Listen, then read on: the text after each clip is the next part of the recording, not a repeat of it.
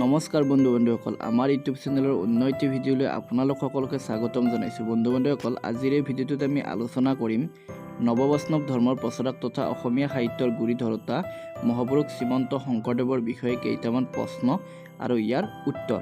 আহকচোন বন্ধু-বান্ধৱীসকল, পলম নকৰাকৈ আজিৰ এই ভিডিঅ'টো আৰম্ভ কৰোঁ।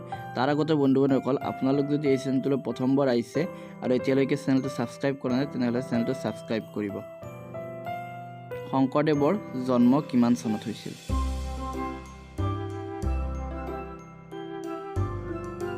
(1449 চনত। অসমৰ কোন ঠাইত শংকৰদেৱৰ জন্ম হৈছিল?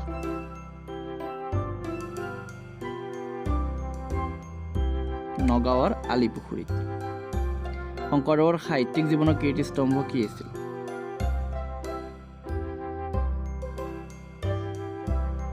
কীৰ্তন ঘোষা। শংকৰদেৱে ৰচনা কৰা প্ৰথমখন নাটকৰ নাম কি?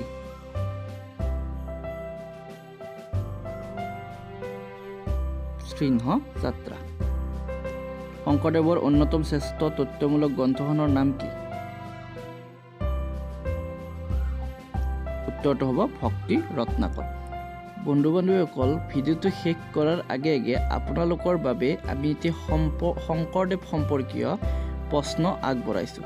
যদি আপোনালোকে এই প্ৰশ্নটোৰ উত্তৰ জানে তেন্তে আমাৰ কমেণ্ট বক্সত এই প্ৰশ্নটোৰ উত্তৰ দিব বুলি আমাৰ আশা থাকিল।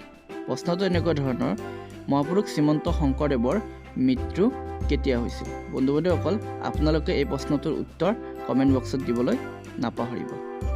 ইয়াৰ লগে লগে আপোনালোকৰ মাজৰ পৰা বিদায় মাগিছোঁ। পৰৱৰ্তী সময়ত এনেধৰণৰ ভিডিঅ'লৈ আকৌ আপোনালোকৰ মাজলৈ আহিম। ধন্যবাদ। জয় আই অসম।